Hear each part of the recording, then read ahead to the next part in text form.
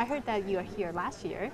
Yes. And what's your impression of this year's event? I think it just gets better and better. You know, we have a really big crowd this year. We took quite a risk deciding to move the conference to a weekday instead of a weekend. And the turnout has been amazing. I mean, I got here at around 1 o'clock and I couldn't find a parking space.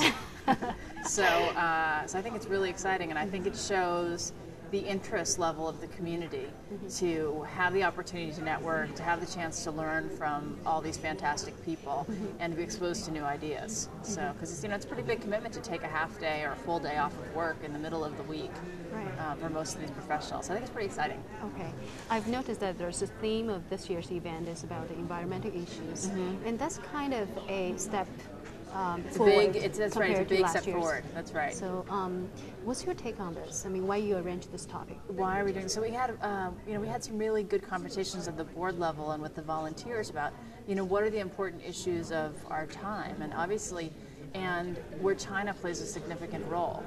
And here in the United States, even just leaving China aside, I think climate change or climate crisis is something that's on a lot of people's minds more than ever before, just even in the past year, especially with Al Gore's Academy Award-winning documentary film, and people who have, anybody who cares about their environment, cares about the price of gas, who has kids, cares about what the world's going to be like in 20 years, I think should be thinking about these kinds of things. And then you also layer in the economic opportunity, and you look at the economic impact of some of these new technology companies or new green technology companies that have gone public in the past year or are being built and grown here in Silicon Valley. I mean, they have the potential to be larger than almost any of the other technology companies that are born in Silicon Valley, just because the markets are so huge. So also from a professional standpoint, understanding the opportunity, whether you're a technologist or a business person or a marketer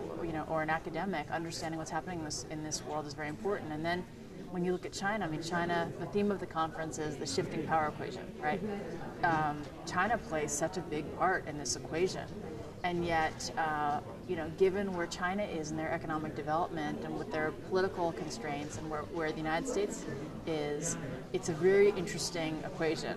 Because, China shouldn't have to do things the way we do it, because we're a much more developed nation in terms of our GDP per capita and all the things we've done in the past century to get us to where we are today. It's not really fair to expect China to have to do the same things that we're doing, because we're different places in our economic development. And yet, if they don't change, as Tom Friedman says, the world is flat, right? There's no wall that basically is going to keep all the greenhouse gases around China and not around the rest of the world, right?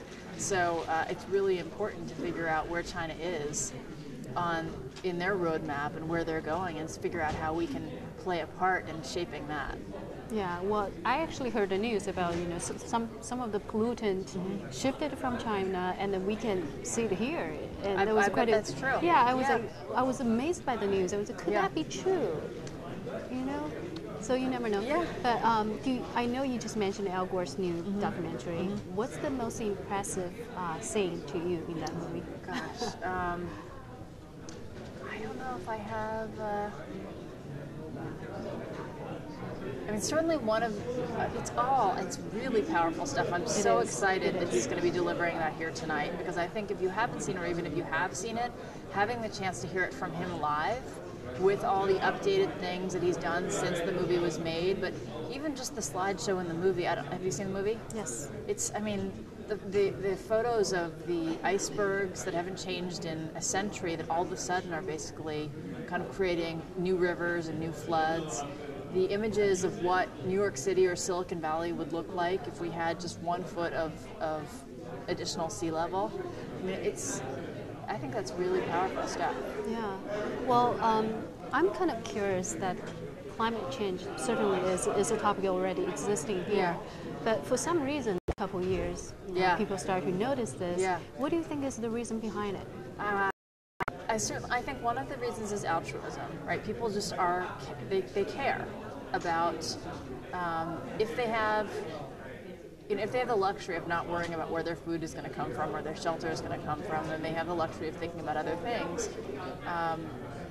They care about the world that we live in. But also, obviously, geopolitical tension, 9/11, what's happening in the Middle East, gas prices, oil prices. I mean, I think it's hurting people's pocketbooks, and there's nothing on the horizon that's going to cause that to change in any way. Right. So it's affecting our daily lives. Absolutely, yeah. So is there anything that we, as ordinary people, can do to sort of there's so contribute? much we can do. I mean, one thing that most of us probably don't know is how much energy we consume, right? On a personal level, I think knowing what your footprint is and trying to figure out how to reduce your footprint, reducing your consumption just by changing your light bulbs, for example, or changing the car that you drive is one thing. Another thing is on the policy level, understanding and proponing the issues to your politicians, to your local politicians, making sure that your town is doing the right things, that your state is doing the right things, working to elect leaders that are going to pursue an agenda that you're comfortable with.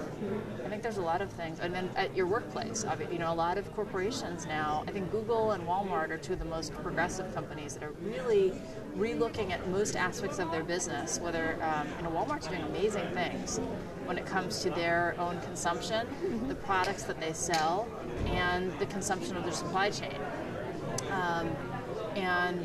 I know Google, same thing, where they're looking at, their data centers, their own office buildings, how, putting in control systems to shut things down when people aren't in the rooms, to shut computers down when they're not in the rooms, re-looking at code bases and thinking about how, if you had more efficient code, let's say if you were able to reduce the code base by 25% in a certain program, you basically would consume 25% less energy.